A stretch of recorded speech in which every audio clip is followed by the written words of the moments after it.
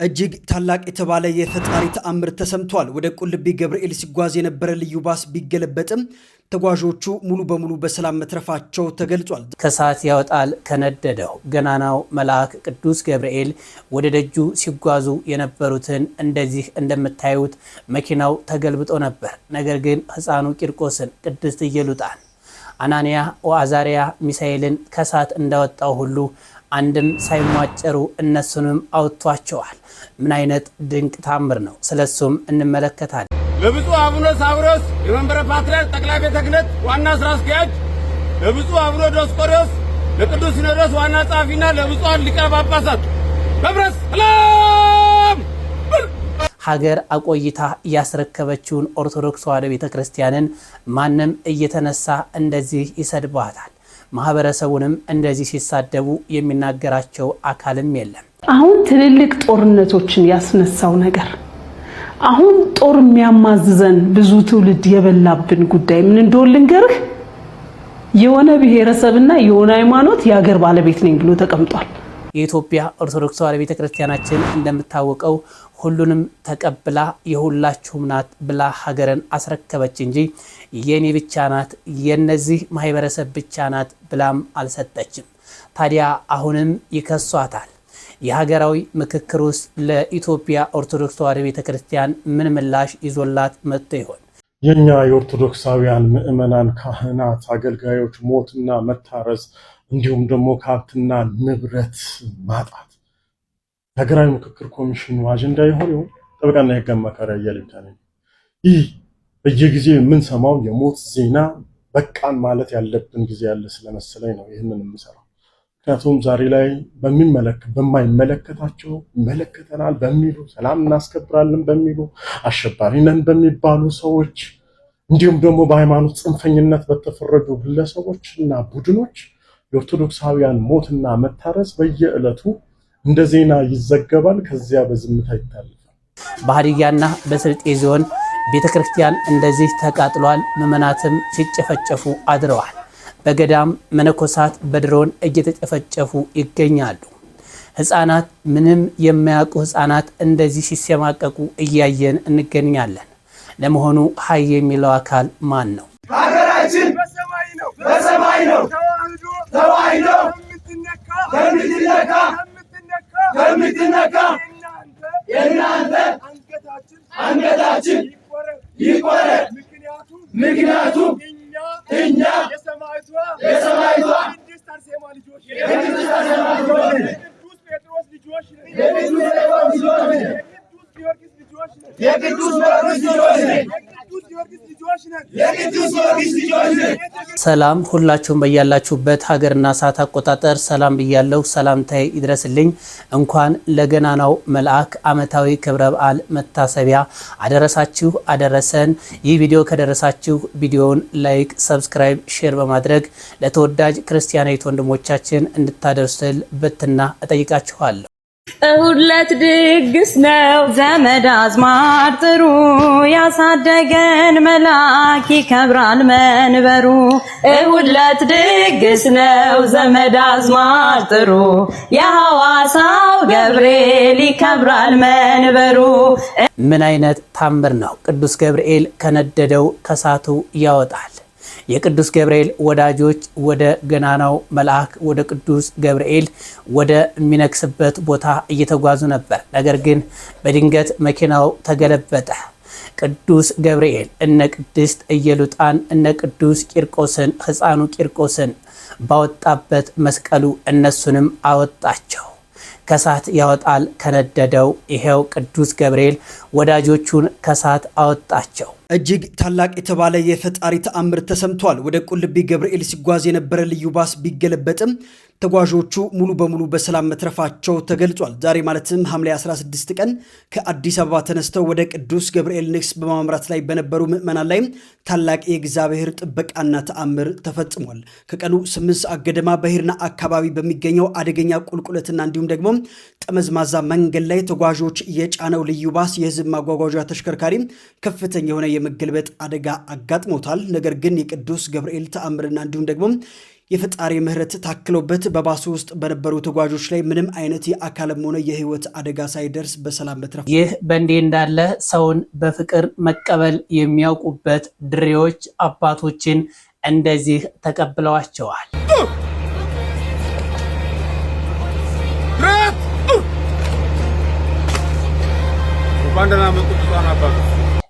ድሬዎች እናመሰግናለን። ኦርቶዶክስ ተዋሕዶ ቤተክርስቲያን ሁሌም ታመሰግናቸዋለች። እንግዲህ ሐምሌ 19 ቀን የሚከበረው በዓል መልአኩ ቅዱስ ገብርኤል ቅዱስ ቂርቆስና ቅድስት ኢየሉጣን የተራዳበትን ቀን ነው የምናከብረው። በብረት ጋን ውስጥ በፈላ ውሃ ውስጥ በተጨመሩ ጊዜ ከእግዚአብሔር ዘንድ ተልኮ መጥቶ እሳቱን ያጠፋበት ደግሞ የፈላውን ውሃ ያቀዘቀዘበትን በዓል ነው የምናከብረው። ታሪኩ እንዴት እንደሆነ ገድሉ ላይ የተጻፈውን ነገር በጥቂቱ እስኪ እንመልከት። እንግዲህ ቅዱስ ቂርቆስና ቅድስት ኢየሉጣ የሚኖሩት በሮም ከተማ ነው። ልዩ ስፍራው አንጌቤን ተብሎ ይጠራል። የቅዱስ ቂርቆስ አባቱ ቆዝሞስ ይባላል። ገና በሕፃንነቱ ነው አባቱ በሞት የተለየው። እናቱ ኢየሉጣ ናት በሃይማኖትም በምግባርም ኮትኩታ ያሳደገችው። በዛ በሮም አገር ሲኖሩ ንጉሱ እለእስክንድሮስ ይባላል። በዚያን ዘመን የነበረው ንጉስ ማለት ይሄ እለእስክንድሮስ የሚባል ንጉስ ጣዖት የሚያመልክ ንጉስ፣ እግዚአብሔርን የማይፈራ ሰውን የማያፍር ንጉስ እንደሆነ የቤተ ክርስቲያን ታሪክ ይነግረናል። ቅዱስ ቂርቆስና ቅድስት ኢየሉጣን ጠርቶ ለጣዖት እንዲሰግዱ ክርስቶስንም እንዲክዱ ጠየቃቸው ይላል። ሁለቱም በአንድነት ለጣዖት እንደማይሰግዱ ክርስቶስንም አምላካቸውንም እንደማይክዱ ነገሩት ይላል። ከዚህ በኋላ ብዙ መከራ ደረሰባቸው ነው። በሶስተኛው መቶ ክፍለ ዘመን አካባቢ ዘመነ ሰማዕታት እየተባለ እንደሚጠራ የቤተ ክርስቲያን ታሪክ ይነግረናል። በዚያን ዘመን የነበሩት ነገስታት እነ ዲዮቅልጥያኖስ፣ እነ እለእስክንድሮስ፣ እነ መክሲሚያኖስ፣ እነ ኔሮን ቄሳር በክርስቲያኖች ላይ ወገኖቼ ለመስማትም ለመናገርም የሚዘገንን መከራ አድርሰውባቸዋል። ብዙዎቹን ገለዋቸዋል። ብዙዎቹን ወደ ወህኒ አሳልፈው ሰጥተዋቸዋል። ብዙዎቹን አካለ ጎዶሎ አድርጓቸዋል። ብዙዎቹን ከአንበሳ ጋር እንዲታገሉ ያደረጉ ዙፋናቸው ላይ ቁጭ ብለው ነገስታቱ ይሳለቁና ይዝናኑ እንደነበረ የቤተ ክርስቲያን ታሪክ ይነግረናል። አሁንም በቅዱስ ቂርቆስና በእናቱ በቅድስት ኢየሉጣ ላይ ወታደሮቹ ብዙ መከራ ካደረሱባቸው በኋላ በመጨረሻ የብረት ጋን አዘጋጅተው እዛ ውስጥ ውሃ ጨምረው በዛ እንዲሞቱ ወሰነባቸው ንጉሱ ይላል። ወታደሮቹ ወደዛ ወደ ብረት ጋን ወደ ተጣደበት ስፍራ ወሰዷቸው ይላል። እዛ ሲደርሱ በዛ ጋን ውስጥ የነበረው የውሃ ፍላት ወደ ላይ 12 ክንድ ይዘል ነበረ። ልክ እንደ ክረምት ነጎድጓድ ድምፅ ይሰማ ነበር። 42 ምዕራፍ ይሰማ ነበር ይላል። ይህን ሲያዩ ፈርተው ሐሳባቸው እንዲቀይሩ ነበር። ገድሉን ስናነብ ቅድስት ኢየሉጣ ያንን በተመለከተች ጊዜ የሚነደውን እሳት በዛ በብረት ጋን ውስጥ ያለውን የሚፈላ ውሃ ባየች ጊዜ ፈራች ይላል። ልጇ ቂርቆስ ቀረበና እንደዚህ አላት ይላል ገድሉን ስናነብ፣ እናቴ ሆይ አይዞሽ አትፍሪ፣ በስጋችን ብንሞት በነፍሳችን አንሞትም። ደግሞ አናንያ፣ አዛርያ፣ ሚሳኤልን ከእሳት ያዳነ አምላክ እኛንም ያድነናል። ሶስናን ከእደ ረበናት ዳንኤልን ከአፈ አናብስት ያደነ አምላክ የእኛም አምላክ ነው፣ ሊያድነን ይችላል። ስለዚህ አይዞሽ አትፍሪ ብሎ እናቱን አጽናናት ይላል። ደግሞ ዞር ብሎ መጸለይ ጀመረ። እግዚአብሔር ሆይ በእናቴ ልብ ውስጥ ያለውን ፍርሃት አውጥተህ ጣል፣ መንፈሳዊ ድፍረትን ስጣት አለ። እግዚአብሔር የሕፃኑ የቅዱስ ቂርቆስን ጸሎት ሰማ።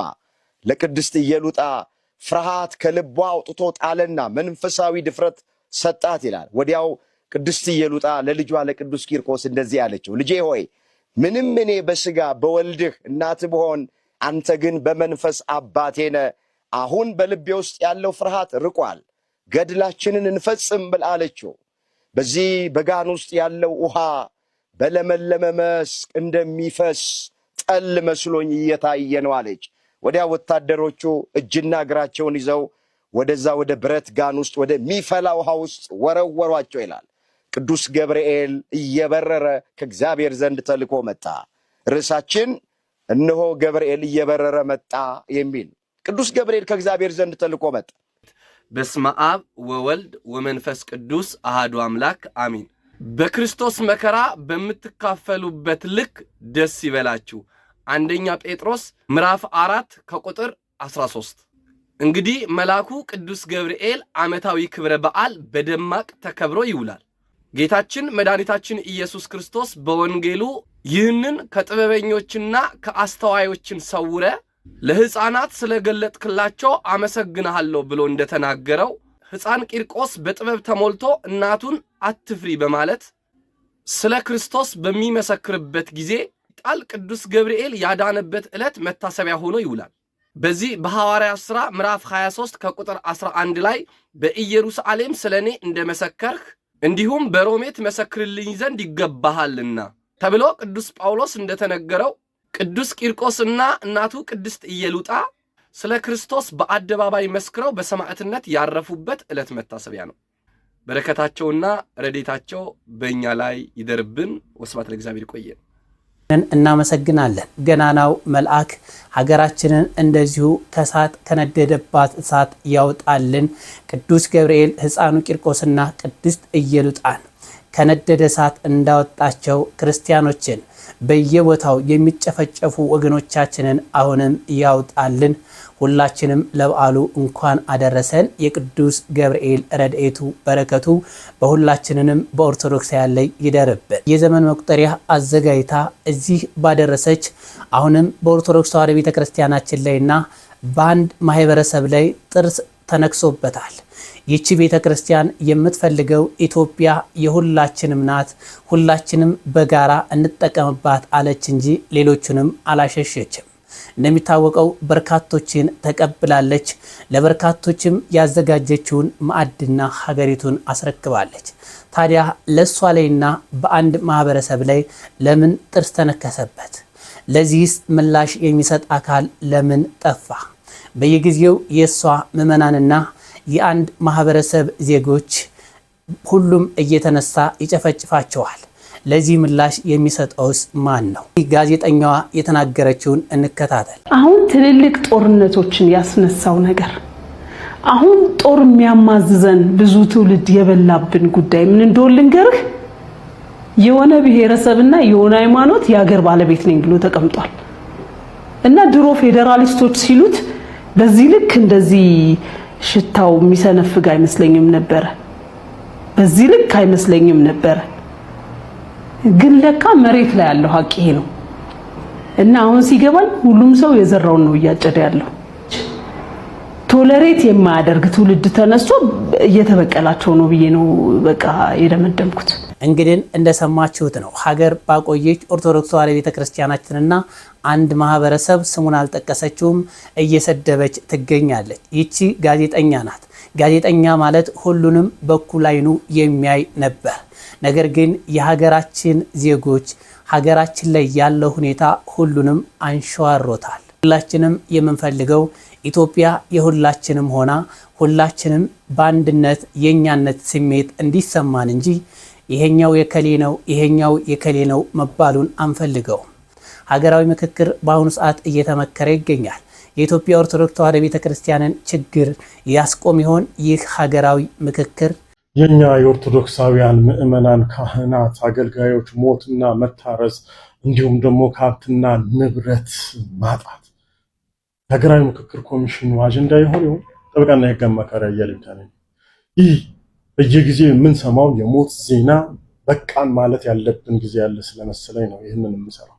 ምክንያቱም ዛሬ ላይ በማይመለከታቸው ይመለከተናል በሚሉ ሰላም እናስከብራለን በሚሉ አሸባሪ ነን በሚባሉ ሰዎች እንዲሁም ደግሞ በሃይማኖት ጽንፈኝነት በተፈረጁ ግለሰቦች እና ቡድኖች የኦርቶዶክሳውያን ሞትና መታረዝ በየዕለቱ እንደ ዜና ይዘገባል። ከዚያ በዝምታ ይታለፋል።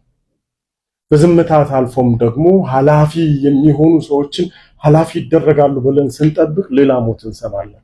ስለዚህ ኦርቶዶክሳውያንን ቁጥራቸውን የመቀነስ ስትራቴጂ በሚመስል መልኩ እየተፈጸመ ያለ እንዲህ አይነት ድርጊት ኦርቶዶክስ ተዋሕዶ ቤተክርስቲያን ሌላውን ሃይማኖት ገፍታለሽ ለሚሉት እንደፈለጉ ሐሳባቸውን እንዲያፈነጩ የሚደረግበት መድረክ ሳይሆን የኛ እስካሁንም ድረስ ሞታችን የውይይቱ አካል መደረግ አለበት ብዬ አስባለሁ። ስለዚህ ወንድሞቼ፣ አባቶቼ በዚህ ታሪካዊ መድረክ ላይ አጋጣሚውን አግኝታችሁ የተገኛችሁ በእውነት ነው የምላችሁ የወንድሞቻችሁ የእህቶቻችሁ የልጆቻችሁ ሞት ሊገዳችሁ ይገባል። ይህ ጉዳይ ሊነሳ ይገባል ማለት ነው። ዜጎች ሀገር ልትጸና የሚገባው ፍጹም በሆነ ሰላማዊ በሆነ ህይወትና ምህዋር ላይ ነው ብዬ አምናለሁ። ስለዚህ በየቀኑ የኦርቶዶክሳውያን ሞት የኛ ሞት በሚሆን ጊዜ ዝምታ፣ የጥቂቶች ሞት በሚሆንበት ጊዜ ደግሞ አጀንዳ የሚሆንበት ምክንያት አለ ብዬ አላምንም። ስለዚህ የኦርቶዶክሳውያን በተለያየ ቦታ ላይ የሚደረገው ፍጅት እና ሞት ሊበቃ ይገባል። አጀንዳ ሆኖም መወያያ ሊሆን ይገባል ብዬ አምናለሁ። መታሰራችን መታረዛችንም አጀንዳ ሊሆን ይገባል። በሃይማኖት መሰረት እየተደረገ የሚፈጸም ጅምላ ድርጊቶች ሊቆሙ የሚገባ ስለሆነ ሀገርን ባጸናች ኦርቶዶክሳዊ ተዋሕዶ ቤተክርስቲያን ላይ የሚደርሱ ደማዎች የውስጥ ሴራዎችን እንዲቆሙ ጣልቃ ገብነቶችም እንዲቆሙ ግልጽ የሆነ የውይይት መድረክ ነው የተዘጋጀው አይደለም። ስለዚህ ሐሳብ አስተያየታችን እየሰጠን ሐሰተኛ ትርክቶችን የማነጽ ስራ አሁንም ድረስ እየደረሱ ያሉ በደሎችን በማሳየት ሊስተካከል ይገባል ብዬ አስባለሁ። ለብዙዎች እንዲደርስ ኮንሰርንድ ነን ለምትሉ ሰዎች በሙሉ ጉዳዩ እንዲገባችሁ ተገቢውን ድምጽም እንድትሆኑ ለብዙዎች እንዲደርስ ኮፒ ሊንክ ሼር ሪፖስት ማድረግ አትርሱ። አመሰግናለሁ። በየቦታው የኦርቶዶክስ ተዋሕዶ ቤተክርስቲያን እየተቃጠለች ትገኛለች። ምዕመናኗ እየተሰደዱ ይገኛሉ። ባለፈው አሁን እንኳ በዚህ ጥቂት ቀናት በሀዲያና በስልጤ ዞን ቤተክርስቲያኑ ተቃጥሏል። ምዕመናን ተጨፍጭፈዋል። በሀዲያ ስልጤ የሚገኙ ኦርቶዶክሳውያን ከባድ ጥቃት እየደረሰባቸው ነው ያለው። በትላንትናው ዕለት በታህራ ቅዱስ እስጢፋኖስ ቤተክርስቲያንን ያፈረሱ ሲሆን በመቃኞ ቤት ውስጥ ያሉት ኦርቶዶክሳውያን ከባድ ጉዳት ደርሶባቸዋል። ቤተክርስቲያኑን እላቸው ላይ በርዘግተውባቸው አፈረሱት። አሁን ድረስ ከባድ ጉዳት የደረሰባቸው ለሞት የሚጠበቁ 3 ኦርቶዶክሳውያንና መጠነኛ ጉዳት የደረሰባቸው 6 ኦርቶዶክሳውያን አሉ። አሁንም ምዕመናኑ ከተማው ውስጥ ሰላማዊ ሰልፍ ወጥተው ነው ያሉት። ግማሹን ደግሞ መንግስት ሀገራዊ ምክክር በሚል ወይም ስብሰባ በሚል አንድ ቢሮ ውስጥ አጉሯቸው አዳራሽ ውስጥ አጉሯቸው ነው ያሉት ኦርቶዶክሳውያኑ። አሁንም ድረስ ጥቃታቸው እንደቀጠለ ነው። የበለጠውን መረጃ በፎቶ የደረሰባቸው ጥቃታቸውን ደም ምናምን እዚህ ላይ ማሳየት ስለማልችል ፌስቡክ ላይና ቴሌግራም ኢኦቲሲ ታክስ ፎርስ ላይ መረጃውን አስቀምጥላችኋለሁ። በትላንትናው ዕለት ሐምሌ 15 2018 ዓመተ ምህረት ነው ይሄ የተፈጸመው።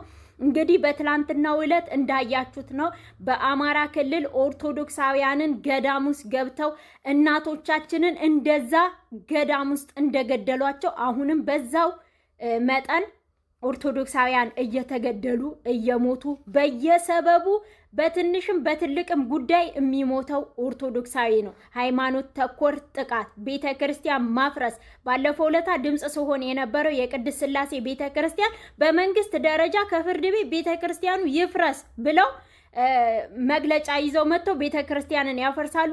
እንዲሁም ደግሞ በግድም ደግሞ እየሄዱ ቤተክርስቲያኑን ያፈርሳሉ። ፍትህ ለበታሃራ ቅዱስ እስጢፋኖስ ቤተክርስቲያንና ምዕመናን ፍትህ ልንጠይቅላቸው ይገባል። ቤተክርስቲያንን ማጥቃት ይቁም፣ ይብቃ። ሀገራችን በሰማይ ነው ተዋሕዶ ከምትነካ የእናንተ አንገታችን ይቆረጥ። ምክንያቱም እኛ የሰማዕቷ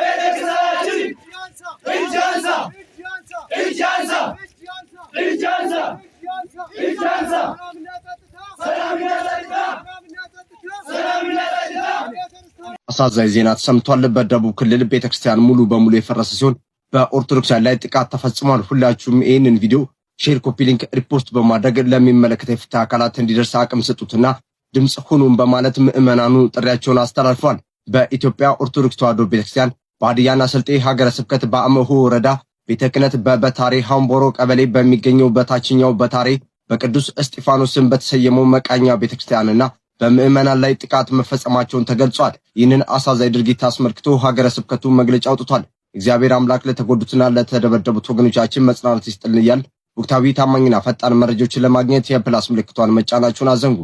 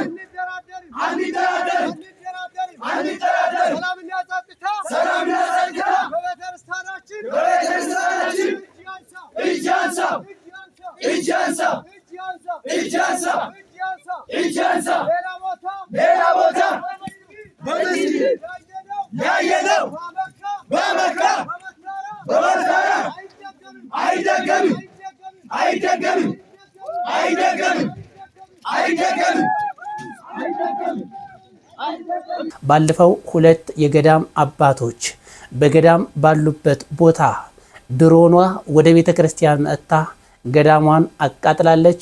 መነኮሳቱ እዛው ባሉበት ድፍት ብለዋል። ይህን የምትመለከቱትን ወጣት ተናገር እያለ እንዲህ ህፃኑን ያሸማቅቀዋል። በህፃናት ስነ ልቦና ላይ የሚቀልዱ አወቅን ባዮች በጣም ታሳዝናላችሁ። ለማንኛውም ግን ይህንን ልጅ ታበላላህ አታበላም ልግደልህ ለፍለጥህ እያለ ሲል የነበረውን ግለሰብ ለህግ እንዲታቀርቡልኝ አደራ መልእክቴ ነው። ቪዲዮውን አስቀምጥላችኋለሁ። ምናልባት ድምጹን እዚህ ጋር ኮሚኒቲ ጋር ላይ ስለሚችል ብዬ ድምጹን አጥፍቻለሁ። ነገር ግን እጅግ በሚያሳዝን ሁኔታ የቴሌግራም ሊንክ አለላችሁ ባዮ ላይ በሱ ገብታችሁ ቴሌግራሚ ላይ ፖስት አድርጌዋለሁ። ከሱ ጋር ማየት ትችላላችሁ ምን አይነት አሳዛኝ ጉዳይ እንደሆነ። ነገር ግን የምታውቁትና የምታዩት ሰዎች በሙሉ ለልጁ ፍትህ እንዲጠይቁልኝ አደራ መልእክቴ ነው። እንዲህ አይደረግም። ህፃናቶች ምን ያክል ስነልቦናቸው እንደሚጎዳ ምናልባት እንግዲህ የተወሰነ አእምሮ ማሰብ የሚችል አእምሮ ያለው ሰው ሊጠይቅ ይችላል። በመሆኑም ይህንን ግለሰብ እንግዲህ ለህግ አሳልፋቸው እንዲሰጡልኝ በኢትዮጵያውያን ህፃናት ስም እጠይቃለሁኝ። ሼር ኮፒ ሊንክ አድርጋችሁ ለሁሉም አዳርሱልኝ። የፕላስ ምልክቱን በመንካት የሚደረገው ድርጊት በዙ በኢትዮጵያ ውስጥ ነው። አንድ መፍትሄ ካልመጣ እጅግ እንቸገራለን። በሁሉም ቦታ ያለችው ኢትዮጵያ የሁላችንም ናት ብለን ማሰብ ካልጀመርን እጅግ አደጋ ላይ እንወድቃለን። ውድ ኦርቶዶክሳውያን እስከ ሰዓት ድረስ አብራችሁ ስለቆያችሁ አመሰግናለሁ። በቀጣይ ቪዲዮ እስከምንገናኝ ድረስ ሰላም ቆዩ።